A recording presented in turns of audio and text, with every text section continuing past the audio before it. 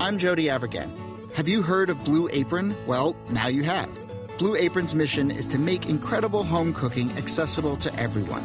The country's #1 fresh ingredient and recipe service, fresh, high-quality ingredients make the difference, so it's important to know where your food comes from. Plus, it's affordable, easy, and full of surprises. Check out this week's menu and get your first 3 meals for free with free shipping. You will love how good it tastes and feels to create home-cooked meals with Blue Apron, so don't wait. Go to blueapron.com/30 for 30. And now, Jalen and Jacoby on ESPN Radio. When I pop the trunk, head to death. Y'all pop the trunk, I pop the hood. Now act stupid, I'll pop the trunk. Give me your boom. He is Jalen Rose. What up, dog? I'm David Jacoby. And on the cool check-in, center stage on the mic, and we're putting it on wax. We're Jalen and Jacoby. What do we do? Give the people what they want. So we just finished recording our hour television show. Make sure you tune in every day on ESPN2 at 2 p.m. You can watch Jalen and Jacoby. But that also means that we will never leave our podcast listeners without some exclusive content to step to. One thing I know about you, Jalen Rose, is even without preparing as much as I do for the show, you've got bars. And today in the A block, you made a comparison with LeBron James and Kyrie Irving. You compared them to who? Reasonable Doubt album just popped up into my brain. And when I think about LeBron James leaving Miami to go to Cleveland, a lot of what he was doing was saying, I have a better chance of winning championships with Kyrie Irving and Kevin Love than I do with Dwayne Wade and Chris Bosh. Of course. And since Kyrie Irving, the #1 pick, struggled with injury, and obviously a roster once LeBron James left isn't a true measurement of if he can lead a team because they were in shambles. Yeah, it was Ilgauskas and Varejao. It was, it was Deion Waiters. It was a mess. No doubt about it. So LeBron definitely takes on the big brother role. And in that big brother role, there's going to be tension sometimes. They both like to isolate. LeBron James is the guy most of the game. Kyrie's the closer. LeBron's going to get all of the credit and the extra benefits from the public and probably from the organization. And Kyrie's looking around like, what about me? Now all of a sudden he goes to the front office. He requests a trade. LeBron James disappointed. And on his Jay-Z, Memphis Bleak, he like, I helped Shorty blow out like Afro Sheen. Now he don't want to run with me no more? What? It ain't that he don't want to play with an all-star player. It ain't that he don't want to win. It's that he don't want to run with me anymore. What? I know that was some big-time news for LeBron James to hear, but you got to charge it to the game. So here are a couple things I want to say. If you're Kyrie Irving and you don't want to play with LeBron James, can't you just stay in Cleveland and watch LeBron James leave and then you get exactly what you want? No, because he's going to be there this year. And when I say I don't want to play with him, I mean like last year was the last season. Yeah, it's like I really don't want to play with LeBron James. And I got another parallel. The Black Mamba is his mentor. And Kyrie Irving, during the playoffs, alluded to the fact that it would be nice to have my own squad. Mm-hmm. I do fantasize about this a lot. I'm ready for the challenge. What? And I saw Kobe and Shaq dynamic when it got fractured, played against them. And ultimately, the organization decided, and rightfully so at that point of their careers, to keep Kobe. And so, as Shaq did an exit, this kind of works in reverse. Kyrie saying, I want to leave first. This is his hometown team. This is his backyard. He wanted to deliver something to the land. He's going to get the credit for bringing it back. Let me bounce. As a matter of fact, I give you a list of 5 teams. One thing I find interesting about this is we always look at LeBron James and we always give him the action verb. Like even when the coach gets fired, LeBron James did it. LeBron James decided to move from Cleveland to Miami and Miami back to Cleveland. LeBron James, we always call him like he's playing chess and everyone else playing checkers. Is Kyrie Irving saw all this. He's been listening to this for years and he was like, okay, LeBron, well, guess what? I can make moves too. I can upset the apple cart too. You know what? I'm not going to sit here and I'm not going to be a victim to whatever whatever LeBron James does. Whenever LeBron James moves, I'm not going to sit and ride that wake of the LeBron James boat. I'm going to be out and make my own decisions. And you know what, LeBron James? He has to be upset about this. This is not what LeBron James' plan was for this season. His plan for this season was make one more go at it with the Cavs and then find myself a super team landing spot somewhere else. And now he finds himself having to deal with all of this. You've got a brand new GM in Altman here at the Cavs. Dan Gilbert's a notoriously sort of like owner who can be a little emotional at times. And let me propose this to you. If they trade Kyrie and they get back a package of hand-picked players that LeBron James thinks give him a good run at a championship in a weak Eastern Conference, could this actually lead to LeBron James staying in Cleveland? This is why you listen to Jalen and Jacoby. So what I'm about to say, you can now go run with this at work, when you're talking about sports in your inner circles.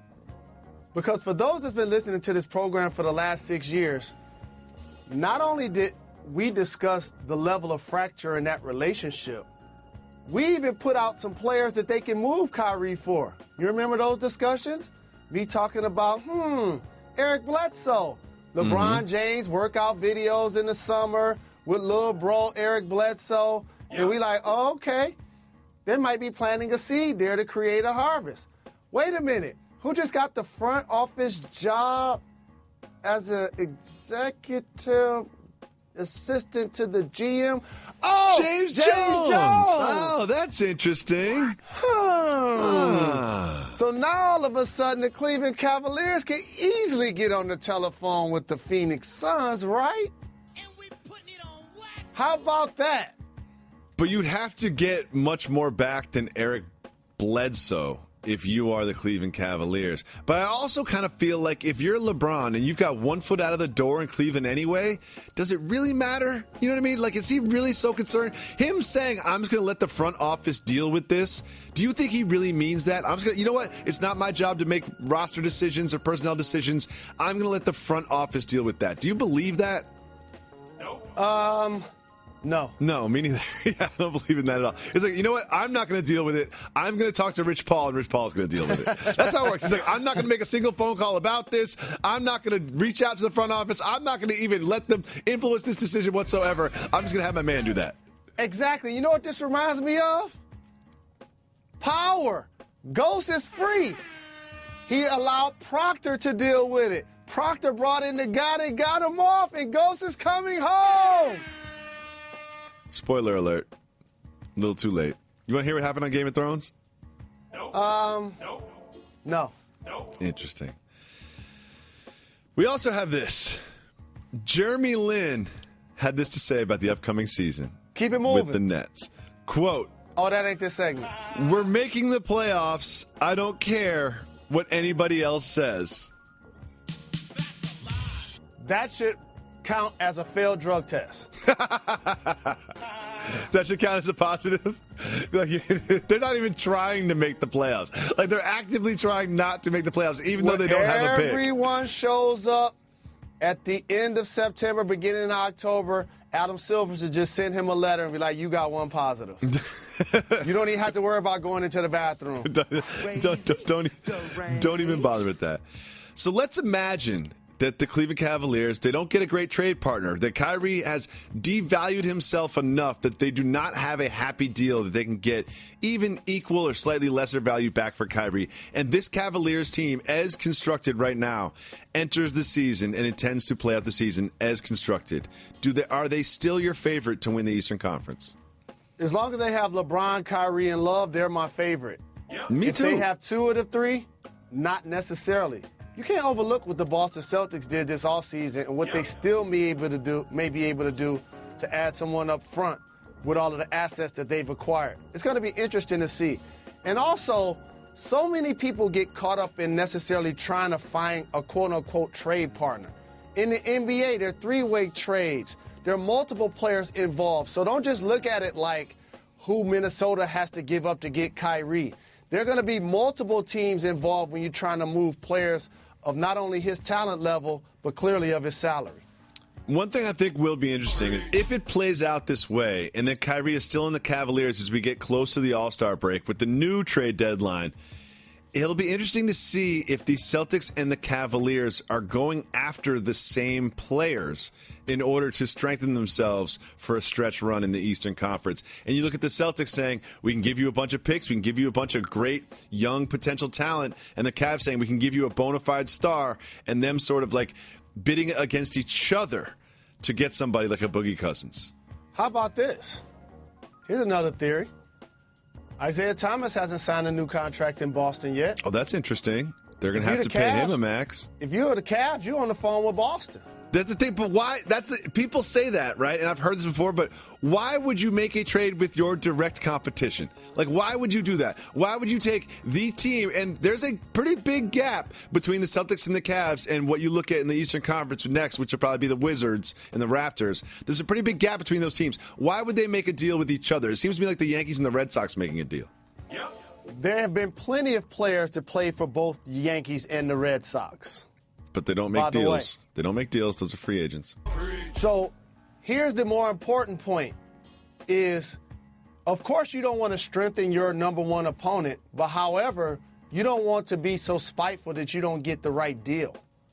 And Isaiah Thomas almost averaged 30 points last year. And, as I mentioned, has not signed his long-term deal just yet with the Boston Celtics. So when you're the Cleveland Cavaliers, everything has to be in play. I'm just throwing some theories out there because here's what's going to happen. You're going to stop listening to this podcast and wait for the next one, and you're going to pick up the remote control, and at the bottom of the ticker, you're going to hear all of the theories I just thrown out. It's just I'm not going to give up my sources. Here's the thing, though, if you're Kyrie Irving. You want to have your own squad. You want to be the quote-unquote focal point. There are no single-star championship teams in the NBA. But in order to win in this league, in order to even make the finals, why would you want to be on a team with only one star? I'm not going to justify the level of thinking, but what I will say is he's picked out some squads that had other star players. Kawhi Leonard plays on the Spurs. Yep. That was one of the squads that he mentioned that he'd go play for. Exactly. He wouldn't be the focal point on the Spurs. No. However, what really comes to light is that he doesn't want to be in LeBron James' shadow anymore. No. That's truly the bottom line. This is where I disappoint myself. I think back to high school.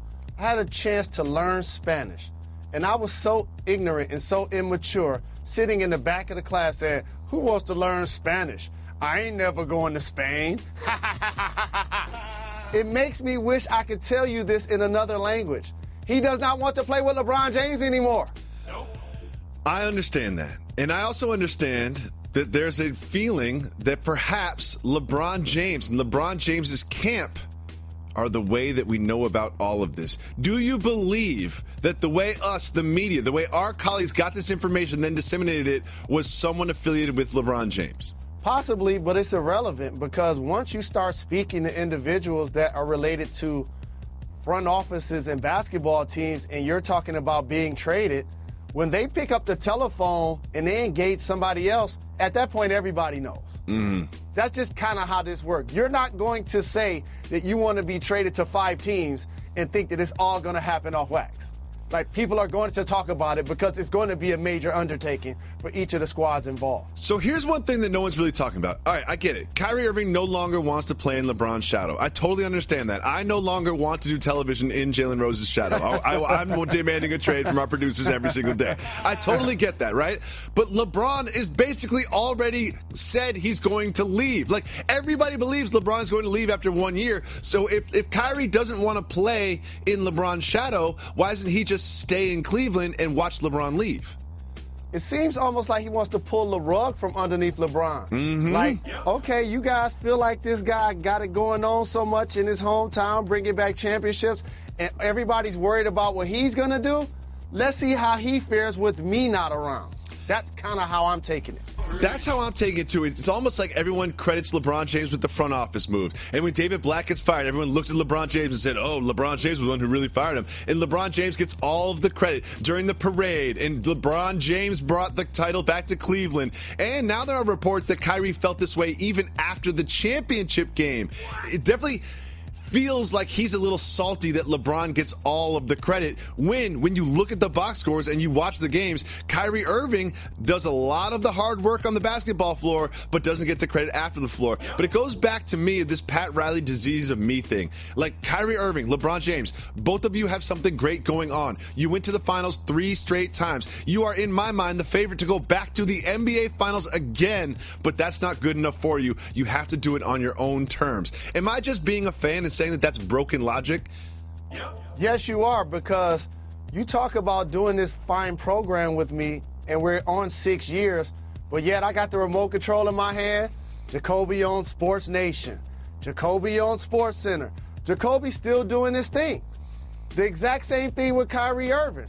It's like, I put in my work here, but more importantly for Kyrie, the thing that can't get overlooked, he is the closer. So when the chips are down, LeBron James is drawing up a play. Tyronn Lue is drawing up a play to give it to Kyrie. So there is some value in that. But however, in 61 postseason minutes, without LeBron James on the floor, and Kyrie Irving the Cavs got outscored by 30 points. So like you said, sometimes be careful what you ask for. But I don't think Kyrie Irving is going to fall into the bleak category, because in a point guard-driven league where you see so many guys who lead their team in scoring as well as assists and still are able to have playoff glory, I think he has the level of talent that can lead a basketball team and or be a co-star. I mean, for all the triple-doubles that LeBron had in this year's finals, and for all the big shots that Durant had, and for everything that Steph Curry brought, I would have to say that some of the best, I would say the best individual performance I saw in this finals were from Kyrie Irving. And I feel like after you lose the finals and you're Kyrie Irving, you're like, I put it down out here. Perhaps I am being held back by LeBron James. They do have an interesting offense in Cleveland where they're like, we have 2 of the best ISO players in the game, and they're going to kind of trade off when they're going to go ISO. And I feel like Kyrie Irving is saying, you know what I want to do? I want to be the ball-dominant ISO player in an offense where we just put the ball in my hands and I create and score. That sounds great, but it's not going to play out the way you think it will, Kyrie. You're not going to be Memphis Bleak, but I do not think that you are going to drag the Knicks into championship contention alone. So let's just say we all know he demanded a trade. We all know the potential teams that he could go to. Jalen Rose, how is this going to play out? There's a scenario where the Cavs will say, you know what? I understand you want to trade and we keep him. There's a scenario where they say, all right, let's get back a superstar. There's also a scenario where they say, we got LeBron James. He's probably going to leave. So let's cash in Kyrie Irving for some young players and get rid of some contracts and try to build for the future. How do you see this playing out? First, if you're the Cavs, you can't panic or rush because he's under contract for 2 more seasons. LeBron James is under contract 1 more season, and he already acknowledged that he's not going to waive his no-trade clause this year for any team. So, like in poker, you just stand pat for a minute. You see if a team is going to give you an outstanding offer. Are the Pelicans willing to give you an Anthony Davis? Not going to be able to do it, but you wait for it. And you got to also look at the landscape of the league. There are not too many all-star level players that are available to be moved. That's the other thing you got to look for. All of these trade scenarios sound great, but when you look at quality teams right now, which one of those teams do you feel like, or a couple of those teams, are going to part with probably their best player, who was an all-star this year, to give you Kyrie Irving? So that limits the number of people you can get in return, especially when people like Paul George and Jimmy Butler just traded teams.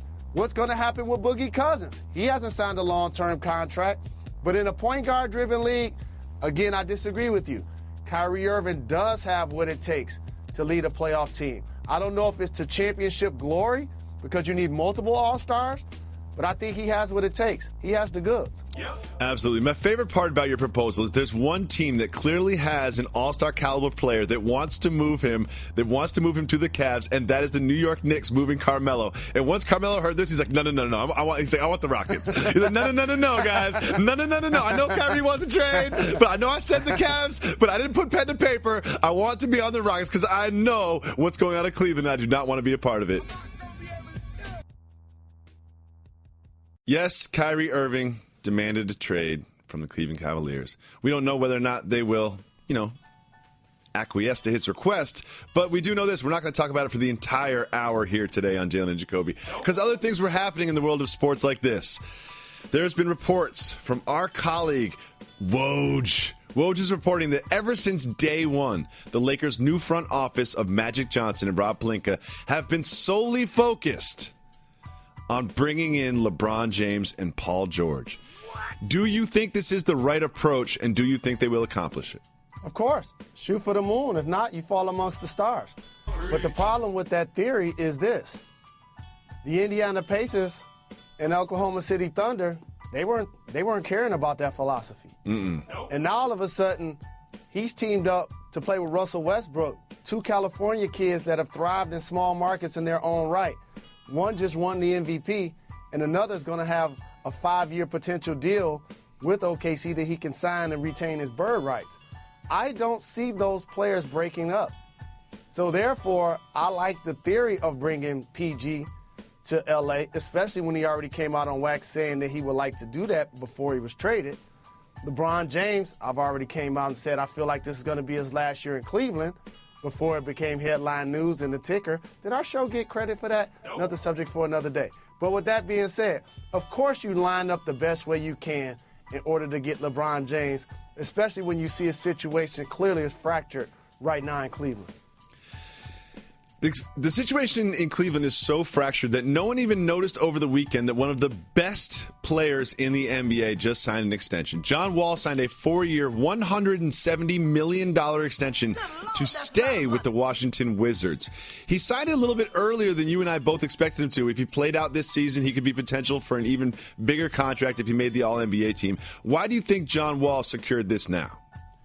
It's one of those things when you're playing blackjack and the dealer's showing a 5, and you're showing a 3. You're like, I could hit it. It's likely that I'll bust, but I want to get close enough to feel like I'm giving myself a chance to win, or I'd rather just allow the dealer just to bust and not get everybody at the table mad at me for taking a hit. John Wall, why double down? Why take a hit when you got 173 staring at you over the next 4 years? Where do I sign? I ain't worried about a super max. I ain't worried about all NBA that the media votes on. Let me get this check right now. Jalen Rose, I had to hit the brakes on you. I've played blackjack with you. You are a crazy blackjack player. You follow no rules. I've seen so many people just run away from the table, so mad at Jalen Rose, tweeting you immediately because you do the craziest things when you play blackjack. Don't ever use blackjack logic as an explanation for anything on this program ever. The dealer can show a 10 and you've got a 2 and you won't hit it. You're like, look, I don't want to bust. They could bust. There could be a 5 under there. You do the craziest things when you play blackjack. Don't ever do that again to me, please. You've made so many people angry at you at a blackjack table. I've seen them lose their money and storm off so mad at Jalen Rose, burning all of their Jalen Rose jerseys. Shout out to John Wall. Here's the thing. When you get offered $170 million, you just take it. You know what I mean? No matter what it is. It's like you just take it. It's like, what do you need? Like helping my kids in my left arm? Like, whatever. 170, I'll get a new arm. It'll be robot. I'll adopt some kids. It'll be great. Like, whatever it is. And I totally understand because you can get injured. Things can happen. Maybe you're not guaranteed to make the All-NBA. He likes Washington. He just locked it up. It's $170 million. I totally understand it.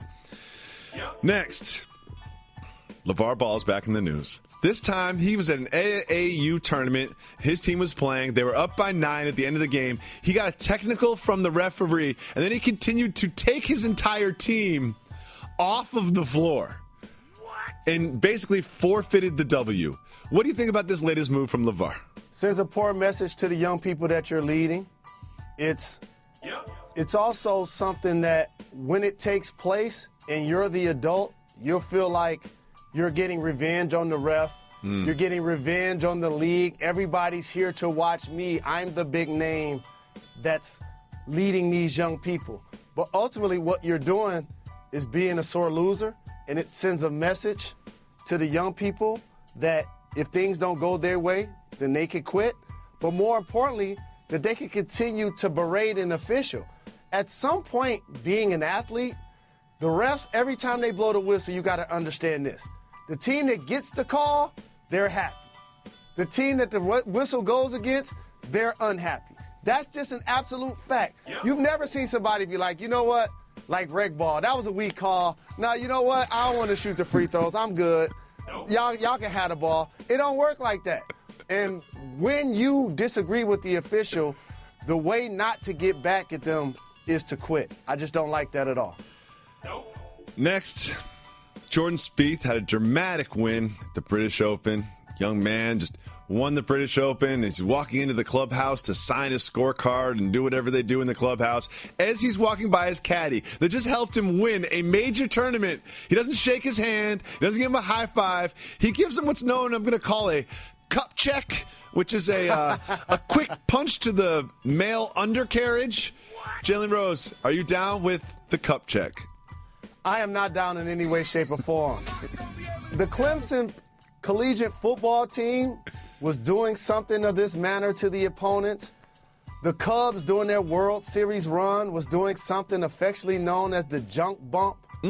These are the type of things that I don't condone, and I hope that we never have to discuss again. And lastly, that has to hurt. Well, you just guaranteed yourself a future cup check from David Jacoby.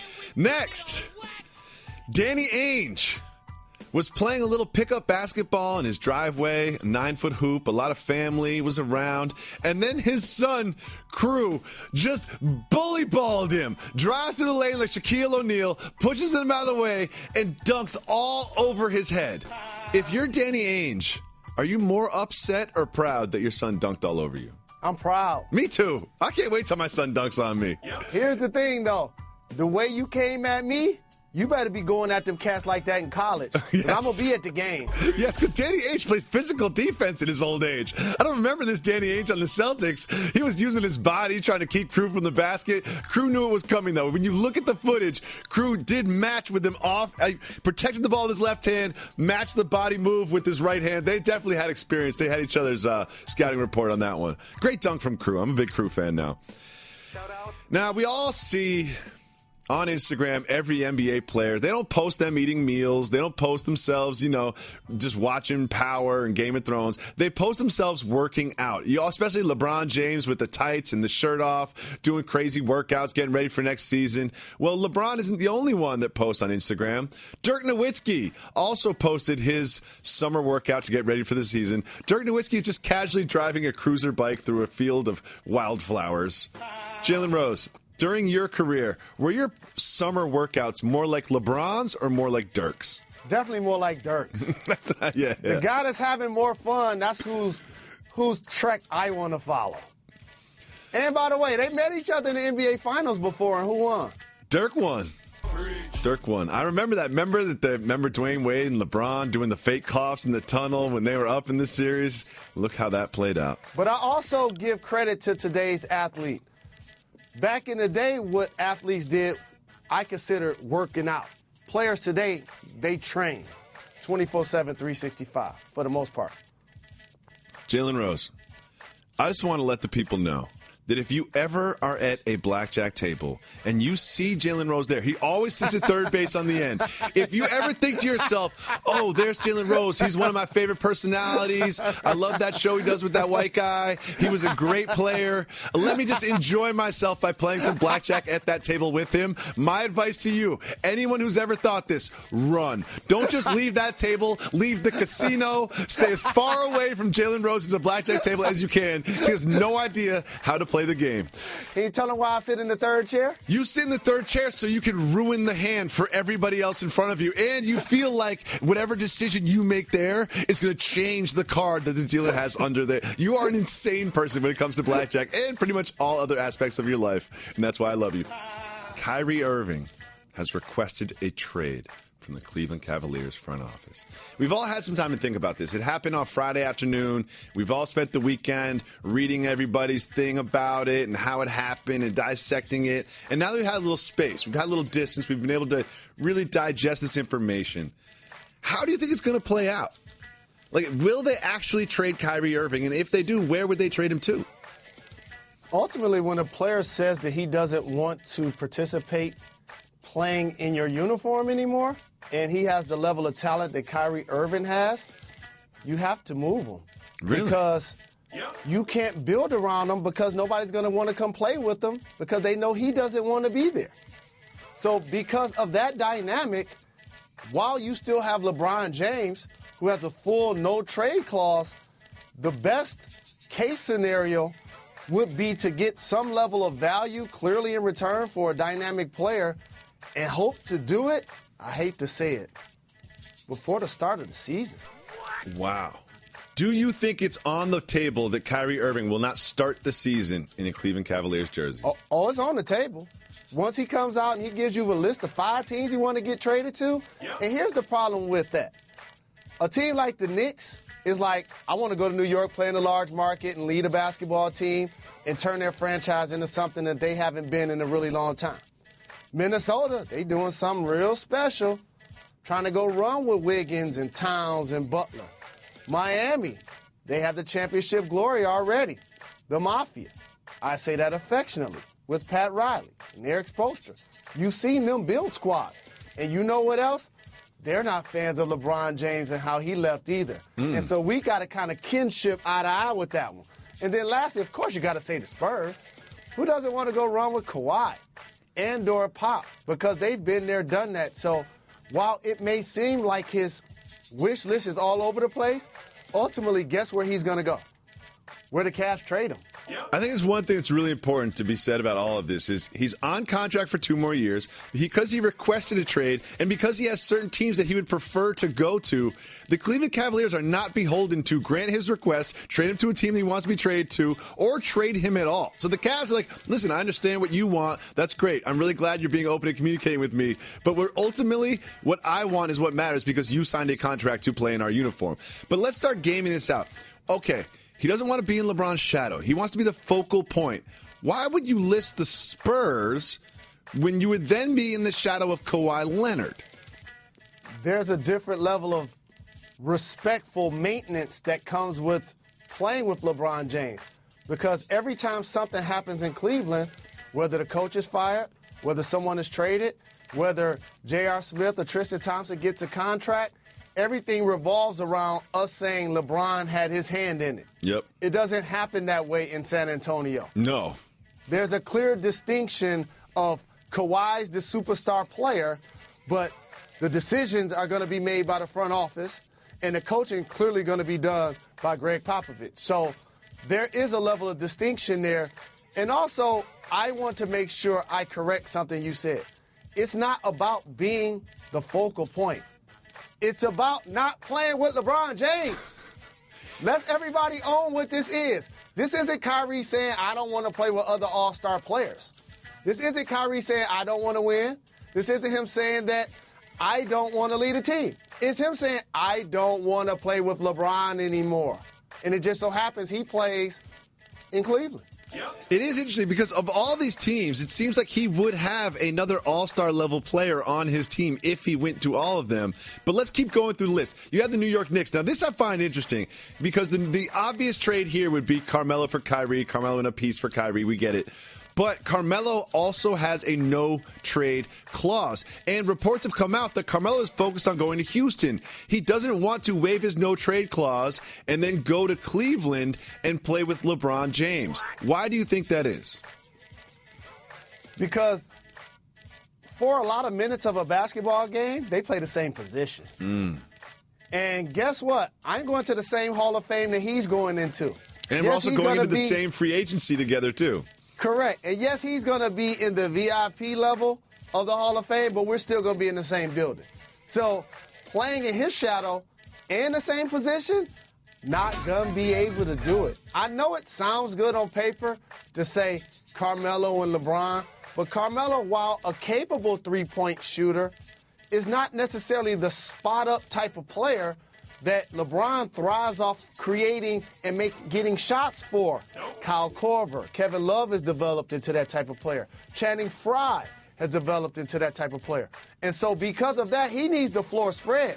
Sometimes Carmelo Anthony, and rightfully so, when you're a 20, 25-point scorer per game, he get that thing on the wing and turn to Adrian Dantley. Start massaging it a little bit, start reading what, this got David Stern's name on it. Should have Adam Silver's name on this thing. And so LeBron is like, yeah, that's my dude. Of course, I would love him to come run with me. But here's the thing. Carmelo wouldn't start if they had Kevin Love. Ooh, interesting. And then we have this. We have the Timberwolves, which obviously just revamped their roster. They look good. They look like they're almost a shoo-in for the playoffs in Western Conference. They haven't been in the playoffs in 13 years. And you start looking at what a potential trade for Kyrie would look like, and one name comes to mind, almost poetically, a former number one pick of the Cleveland Cavaliers, Andrew Wiggins. Could you see something like that getting done? I don't do that if I'm Minnesota. Really?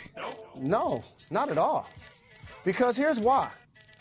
In order to win in this league, of course it's a point guard-driven league. You see many guards leading their team in points and shot attempts and assists, truly dominating the basketball as the primary ball handler. And again, I know this has gotten me in trouble in the past, but positions were created so a novice could follow the game. Just because you're a power forward, that don't mean you're walking around with muscles popping out of everywhere. Just because you're a shooting guard, that don't mean you can spot up and knock down the three consistently. With that being said, you have to have people that can guard LeBron, Kawhi, and KD. Wiggins, while he is a 20-point scorer, is a developing defensive player, a terrific young athlete, and you need players at that position to ultimately take you to the next level, in my opinion. Finally, I have a very simple question. Do you really think Kyrie Irving believes the earth is flat? No, but that was the same frame of reference you have to go into it when you feel like you don't want to play with LeBron no more. Like the earth is flat, I ain't trying to run with LeBron. Whatever. Put it on me. Who knows? Like the Kyrie is now set the bar so high. It's like he can say anything, and we have to take it as fact. Jalen, it's not a yes or no world. It's not a black or white world. We explore all of the gray areas in this world in a segment called 0 to 100.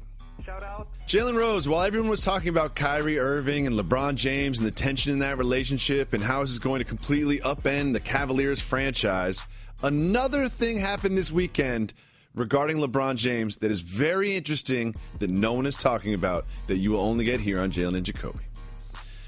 LeBron's mother, Gloria James, is dating a gentleman by the name of Lambo. And Lambo and LeBron and Gloria, they've all been vacationing together. They're all part of the family. And it's all sort of been a copacetic, happy thing for quite some time. Well, Lambo put out a video over the weekend. This video seemed, if you read between the lines, to threaten to expose family secrets, salacious details of LeBron James's life. As everything is happening with Kyrie Irving and the Cleveland Cavaliers, 0 to 100, how concerned do you think LeBron James is about Lambo? 23%. Interesting. Here's why. Because when you allow people into your inner circle, of course they're going to hear things and see things that you probably wouldn't do for public consumption. That's why it's called happening in private. And obviously when that person's in a relationship with your mom, as a fellow mama's boy, I know how that in itself creates its own dynamic. But LeBron James has always handled himself with pristine class and maturity. And so whatever the threat is, it won't be something that I think is going to be so major that LeBron James will be affected by it in any way, shape, or form. I think that's a very fair response, and I agree with you for the most part. But there's a part of me that just feels for LeBron. Like, after all of this happens with Kyrie Irving, and he's got to deal with the whole media swirl, he's just trying to chill, listen to Meek Mill's album, but he's got to deal with this Kyrie thing now, and then this, and then he's just got to be like, you, dude, like now? Like, you chose this weekend, Lambo? Like, that's what you're doing right now, LeBron? Here's what you can do. While you're listening to that Meek Mill, also listen to that Sugar Free. Might help him get through this. Maybe it will. Conor McGregor continued to promote his fight with Floyd Mayweather. This time he did so by wearing a Warriors jersey with the number 23 on it. Draymond Green thought that he was wearing a Draymond Green jersey and said, Conor McGregor, we're not rocking with you, we're with Floyd. But what he was doing was wearing a C.J. Watson jersey. And everybody that's followed Floyd Mayweather's career and the peaks and the valleys knows exactly why he was wearing a C.J. Watson jersey. You know my philosophy. You can be mean if you're funny. 0 to 100, was Conor McGregor being funny? 3. Not funny at all. Yeah. Especially if you C.J. Watson. Like, how did I get into this? Yeah. Number 1. 2, I just think the premise of what he hoped to get accomplished as a punchline was off. So was the goal to purposely wear the 23 jersey to troll fellow Michigander of Floyd, Draymond Green, to get the response that he got? I can't truly give an explanation why that would be something for his domain, so I'm not rocking with it. And I agree with how Draymond responded. I agree with how Floyd responded because I'm in the same camp.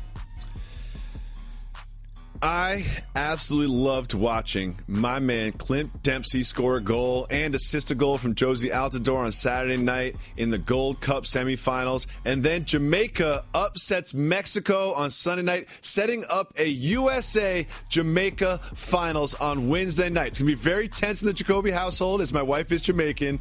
0 to 100, how likely is it that you'll be watching the Gold Cup final on Wednesday night? I will be watching. And before it comes on, I'm going to have to watch the movie Belly. Hear Ox say Jamaica's good. Jamaica's very good. We should just watch the movie Belly every day before we get out of bed. That's what I need to make my own personal goal. 0 to 100. How much of LeBron James listening to Meek Mill's Heavy Heart with some very interesting lyrics was aimed at Kyrie Irving? 85%.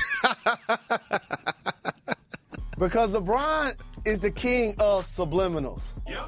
And when he puts things out there, it's well thought of. And so it's one thing when he's training and he has the tunes pumping and he got the head nod going. By the way, he need to petition the NBA so he can wear a do-rag during games. That's another subject for another day. But the lyrics, it almost reminded me of back in the day before ringtones. Gather around, youngsters. About to hear a story. When you would fix your tape to play exactly what you wanted your voicemail to sound like, you had to take a lot of time and sweat equity to get the right lyrics, the right voice, the right hook. That's exactly what LeBron did before he did that post. I bet he did that 15 times. It was definitely not the first take. When I watched it, I was like, you know what, LeBron? I know you did that 5 times just to get that one part of that Meek Mill song into your IG post. And finally, 0 to 100. How disappointing was it that Michael Phelps didn't race a real shark? Like, come on, Michael Phelps. Come on now. You got to race a shark. I'm 98% disappointed. Like, seriously, computer generated? I am 100% disappointed. I didn't expect him to be in open water with a hungry shark in a pool, but I did expect there to be some sort of, like, gate between them, or we're going to let the shark go first, and then Michael goes second, and we'll superimpose them next to each other. Like, he was racing against a computer-generated shark. You guys started promoting this a month ago, and I'm thinking Michael Phelps is going to race a shark, and he's not even racing anything. He's just going for a swim in the ocean? Come on. Remember what we always say, happiness is a function of expectations. And I expected there to at least be a 10% chance that I could watch Michael Phelps get eaten by a great white shark. And that was not the case. Come on, Discovery Channel. Jalen Rose, we have a very simple motto and foundational philosophy. It's called Give the People What They Want. You got to give the people time. Give the people what they want. Part of giving the people what they want is listening to the people and taking their questions. We take their questions via our Twitter feed. You can hit us up at Jalen and Jacoby. We also go into our subreddit.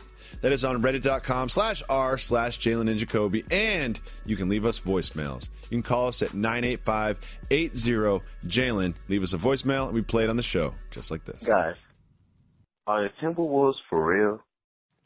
That's your man. That's your man. We once got a call that just simply said, "Are the Clippers for real?" We found it hilarious, and we burned it into the ground for the next year. Now, the question is, are the Timberwolves for real? And I have to say, yeah, I think so. I think they are. I think the Timberwolves are for real. Your thoughts, Mr. Rose? They are for real. They have one of the top bigs in the game in Karl Anthony Towns. Mm-hmm. They have a current all-star in Jimmy Butler. Mm-hmm. They have an emerging all-star in Andrew Wiggins. Mm-hmm. I love the fact that they added Jamal Crawford this offseason. And then you got Teague in the backcourt. And then you got Taj Gibson to do all of the dirty work that those other people won't do. It is constructed as a team now where you're like, oh, I understand what every person's role is on this team. And I believe in Tom Thibodeau, not just because he was my coach at Harvard basketball camp about 25 years ago, but also because he brought a championship to the Boston Celtics. He works hard. He's a defense-focused mind, which I always appreciate in the head coaching job in the NBA. So to answer your question, yes, the Timberwolves are for real. Are they going to win the Western Conference? No. Could they host a playoff series? Maybe. Next, we're going to our Twitter feed. This is from Jelani. Soft move or boss move? Making a move before a move makes you. Talking about Kyrie Irving striking first. Boss move. Yep. It's almost like back in the day when you huffing and puffing with somebody, like, knock this off my shoulder, and then they just punch you like 3 times in the face. Okay. You gotta strike first. And so if you Kyrie Irving, it's like, okay, LeBron's the hometown king, the chosen one. He delivered one to the land. He got all of that. But I'm about to do like Dr. Dre when it was time to leave Death Row. Y'all can have all of it. I'm out. Yeah, he's like, you can keep everything, so whatever you need. It's like, look, he signed an extension, and then right when he was done signing it, here comes LeBron. Okay, well, I didn't make that decision. And then what should we do with Tristan Thompson? LeBron says you got to sign him. What should we do with J.R. Smith? LeBron says you got to sign him. What should we do with David Blatt? LeBron says he's got to go. And I think Kyrie Irving's looking around and being like, it just seems like a lot of these decisions that affect my career have been made by LeBron James. Maybe I need to take back control and demand a trade. Yep. Next, we have this from our subreddit. This is from D. Jones. He wants to know, with all the point guards taken so early in this year's draft and what we know about how draft classes produce talent, who of these players do Jalen and Jacoby think will most likely not live up to their expectations relative to their draft position? One thing about the two of us is I'm a lot more negative than Jalen Rose is, especially when it comes to evaluating young basketball players. And I'm negative Jacoby. And negative Jacoby is perfectly suited to answer this question. And I have a very simple answer based by very flawed logic. I think that Frank Ntilikina will not live up to his expectations. And I base this not because I flew to Europe and watched him play a bunch of times or spent hours and hours looking at his game tape. I feel that way because he got drafted by the New York Knicks, and the New York Knicks cannot have nice things. They just can't have nice things. And it will not be Kristaps Porzingis 2.0, where this guy comes out of nowhere that everyone's kind of looked at sideways when they drafted him and turned into the future and the NBA. I am concerned about Frank Ntilikina's long-term NBA career. Your thoughts, Mr. Rose? You guys have Scott Perry and Steve Mills in tow. The only African-American GM and president combination we have going in the NBA. Therefore, I think you guys will be just fine. Okay. Finally, in New York City. Finally, we're going to open up our voicemail. Again, if you call 985-80-JALEN, you can leave us a voicemail, and we'll play it on the show just like this. Yo. Jalen and Jacoby, what up, though? This is Joey out here in Riverside, California. Quick question. I love stealing people's swag sometimes, so what's you guys' top 2 colognes of all time? Please, I'm truly out here to swag jack everything I can, so please hit me back. Give the person what he wants. Being from the Midwest, I appreciate different accents across the country, and I love his West Coast accent. Gucci and Creed are my answers. You know what mine is? Whatever the bathroom attendant has for $1 in the bathroom. We can't get too many voicemails in the television show, so we're going to put them here. So don't forget to call 985-80-JALEN. leave us a voicemail. We'll play it either on the television show or the podcast just like this. What's going on, guys? This is Blake. And I saw on ESPN.com that Des Bryant reported late to the first day of training camp after having or participating in a barbecue the night before. Based on what you guys were talking about, are you sure that Des Bryant wasn't getting turned up at a cookout instead of a barbecue? That's probably what I think. Thanks, guys. Keep giving people what they want. Shout to Blake. Shout out. Here's the thing. I'm going to guess that Blake knows that Des Bryant was at a cookout the day before because Des Bryant posted that on social media, or someone else posted on social media that Des Bryant was there. If you are out and you have something to do the next day, don't post it on social media. Just don't ever do that, because people know exactly where you are. They know exactly what you're doing. And just don't be late to work. Des Bryant, I don't know what you were doing at that cookout, but people will not notice if you are slightly hungover. People will not notice if you're not prepared. People will notice if you're late. Just don't be late. Just be present. Come on, Des. You know, Des is definitely pulling Ezekiel to the side and being like, look, you see this guy in the corner? His name is Steve. Steve has been following me around for 2 years now. Do you want your own Steve, Ezekiel? Do you really want your own Steve? You do not want your own Steve, Ezekiel. Let's listen to the next voicemail. Jalen Jacoby, what's going on, man? This is JD in Seattle. There's been a lot of Derrick Rose slander going on lately, and I'm not too happy about it because I think people must have forgot that he was the youngest MVP in NBA history. With that being said, what do you view as a more upsetting fall from grace due to injury? Derrick Rose or Penny Hardaway? Anyway, keep giving the people what they want, keep getting them checks. Go Navy, feed Army. My answer to that question is Penny Hardaway. Yep. Because as a 6'7" point guard that jumped like a pogo stick, that had terrific court sense, was a great passer, and had the opportunity to play with Shaquille O'Neal early in his career, I truly felt like he was going to be one of the greatest players of all time. Mm-hmm. I agree with you there. I also want to give a big shout to JD and the whole city of Seattle. I love Seattle, but I don't love the term fall from grace. You know what I mean? I know you're just like using a term, but like fall from grace, usually you do something intentionally, you make a bad decision, and there's something untoward about how you kind of fell from grace. Like these people just got injured. They did nothing wrong aside from play the sport they love, and it just kind of went bad for them. And I would agree with you that Penny Hardaway is the answer. I'm glad you went there about terms you don't like, because there are a few sports terms that I hope to retire. Bust, scrub, when somebody's getting traded, get rid of, shipped, to name a few. Stay tuned. We'll get that done on this program. I agree with all of those, but I would be lying into a microphone if I said that I'm going to stop using the term scrub, because some people are scrubs, man. Some people are scrubs. Some people are scrubs. That's how I feel. Let's listen to another voicemail. Not if I buy my mother a mansion. Jalen and Jacoby, Austin from Detroit. Love you guys. I love the new time slot, too. Like getting to see you guys on the way home from work. But here's my question. I was laid off by Mr. Dan Gilbert. I work downtown Detroit, Quicken Loans, and I'm scheduled to come back. Would it be a soft move or a boss move to show up on my first day back in a Chauncey Billups jersey, knowing that Mr. Billups got lowballed and that deal didn't work out? Or a Kyrie Irving jersey, now knowing that he would like to leave? Soft move or boss move, guys? Let me know.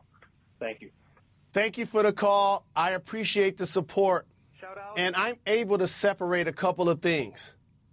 How Dan Gilbert gets criticized, and a lot of times rightfully so, by some of the decisions that have been made, including the letter that was written when LeBron James left.